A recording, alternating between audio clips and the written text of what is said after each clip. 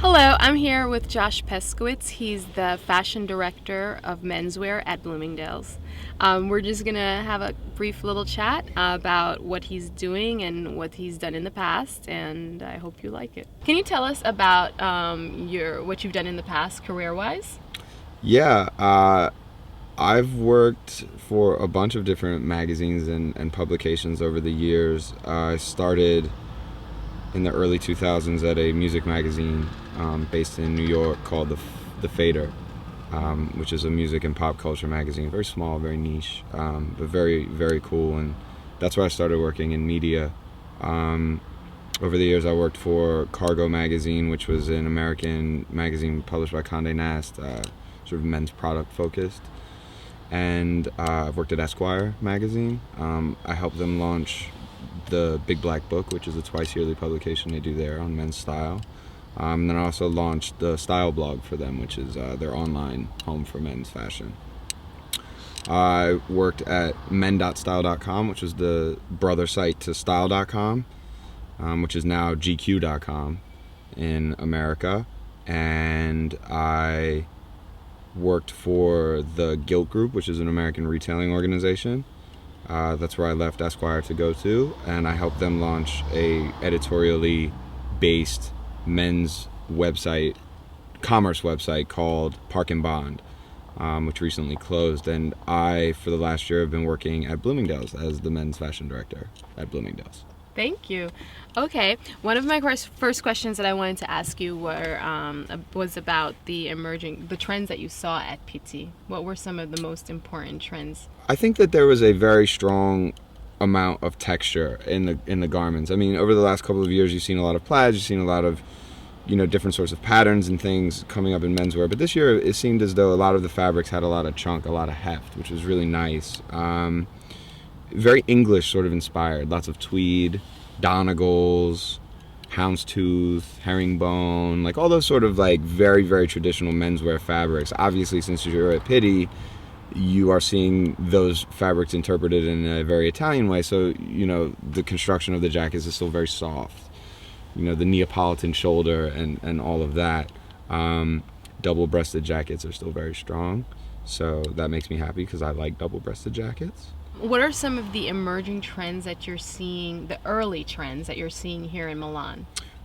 Well, I still think that there's some of that English country influence going on, and when you look at individual collections, what I found is a little surprising is that not surprising, but interesting has been that there is this sort of return to history. Not necessarily like a historical period or anything, but for instance, you go to Burberry and, for the last few seasons, Christopher Bailey's been doing things that are very, they could be a bit out there, like very bold, very colorful, very pattern filled. And while his collection today or yesterday had a lot of patterns in it, but, he used the Burberry check for the first time in a long time in the runway show, in the classic color as a scarf. The colors were very traditional English. It was that burgundy, the ox blood, it was camel, it was gray, and then it was also leopard print, but like Do you like the hearts? I did like the hearts. I thought they were cute. I like the hearts, and hey, I like the leopard print too, and the tiger stripe. I'm with it. I'm down. And then same thing, Neil Barrett which was like gorgeous beyond belief, but it was really like vintage Neil Barrett, whereas other seasons he's gone with different themes and having very specific sort of moods. It was just like, I'm doing my thing, and he did it, and he did such a fabulous job. It was really wonderful. So there's that. The other thing I've been seeing, which is something that has been going on for a little while, but you're seeing it more and more, is this idea of sort of technical outerwear mixed with tailored clothing. So it's like the hybrid. Would you call, like, what could we call it? It's I haven't coined a name yet. Okay. I'm sure I will eventually, and it'll be a word pun when I do. Okay. But okay. And I'll tell you whatever it is. But it's that idea. Like if you look at Ferragamo, which we just came from, it is these big parkas that have leather and metal details on them, but it's worn with a suit.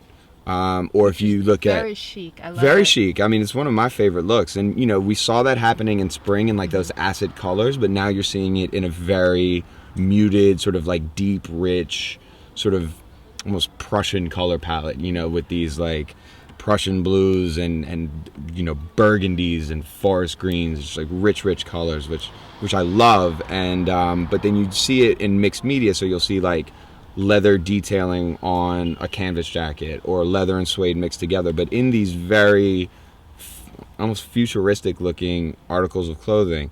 Umit just did it at Trussardi. Like, I mean, the suits had all the suits had, it was like a tweed suit or a corduroy suit, but then it had like the Patagonia kind of material, like the fleece, like the polar fleece, like on the Fused sleeve onto with it. then with like a Velcro strap on the sleeve, you know. It was really wild. Or like a big parka, you know. I mean, it's just it's the further mixing of what it means to dress as a man, and, you know, the blurring of the categories between fashion and street and tailored clothing, and all of it's sort of converging, and it's really creating this language for men to be able to express themselves in a different way than they've been able to in the past, I think.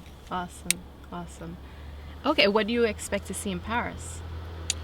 I mean, I don't know what I'm going to see in Paris yet. You know, I've always found that there's always a bit of continuity between some of the things that you see in Italy, especially when I used to be an editor and I have to like have my stories ready. Like the minute I get off the plane, you'd always see like a little bit of a continuity between some of the things that some of the bigger houses were doing here in Italy. You know, some of the, especially in a color kind of story, and we have seen that. But when you get to Paris, it's about the individual designer. So, you know, you'll never be able to say that Rick Owens is part of a larger trend. Yeah. You'll never be able to say that Yoji's going to do something that looks like anybody else's, you know. So I value going to Paris because of the individual genius of the designers, and as much as I love Italy for the clothing, you know. So I mean, I wear mostly Italian clothing, so except for And you wear it well. thank you. I feel like I've done a good job when people ask me for directions in Italian, and I don't speak Italian, so It's a kind of osmosis. it kind of happens. I don't know. Like at least once a time, every time I'm in Pity, or not every time, but there's been a few times, and it happened this time when I'm walking back from the fair. Somebody will stop me and ask me for something in Italian. I'll say, "Sorry, I don't speak Italian." They're like, "Really? You don't speak Italian?" So that's nice when that happens. Dries Van Outen will be showing, and he's my favorite, or one of my favorites. And so, you know, Paris is always about that. And you know, the other thing about Paris is that there's really a chance to discover some new and emerging talent, whether it's at trade shows or same way it is at Pity, but even more so, like doing much more risky, you know, doing riskier things, for better or for worse. But, you know, it's an opportunity to hopefully see some real standouts. Cool. What do you think is missing in menswear today? What's missing in menswear? Well, I don't know. It's hard to say what's missing in menswear. It's easier to talk about what is happening in menswear. Okay. Because what's happening in menswear is that it's becoming a much bigger business. Okay. It's becoming a much more comfortable topic for men of all different stripes to talk about and to be enthusiastic about. And I think that is a wonderful development. If you were going to ask me what I thought is missing from menswear 5-6 years ago, I'd say it was the interest of the general public. And I think that especially online and with the Tumblr and the blogs that exist now, it's really given people an opportunity, especially men, an opportunity to talk about these things that maybe they cared about but didn't really have a community to talk about it with before. Now they do, and that, you know, and it's online, but it's really freed people up to have more fun with it. I think that men in the past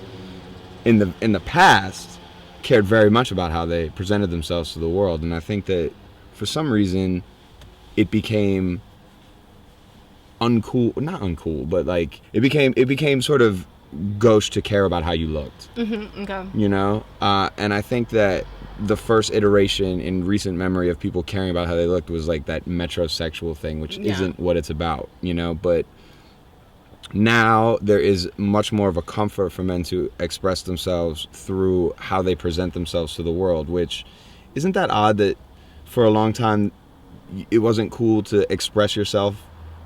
And I mean, everybody talks about how individual they want to be, but like when it came to how they dressed themselves, they really wanted to conform. Yeah.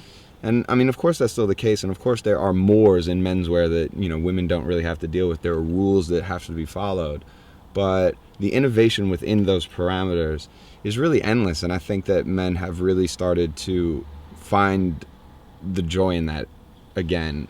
And I think that that's really a wonderful development just for me as a person who works in this world and loves it, and also for a person who sells clothing.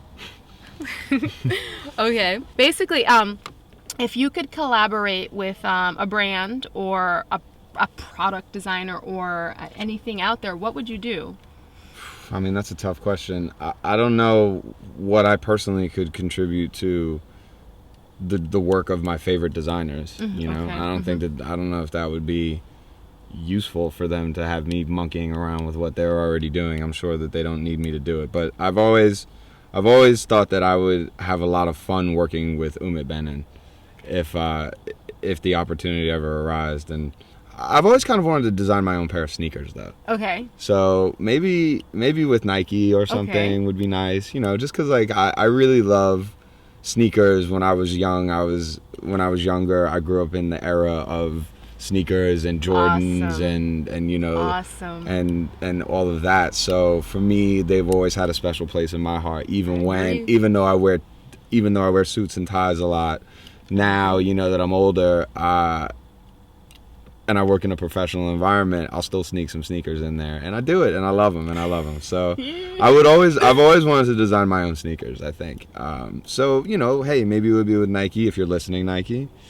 Or I don't know, Vans or whomever, you know. I think that would be a very fun project to work on. So yeah, that would be what I'd want to do. Okay. Red. Green. See you later.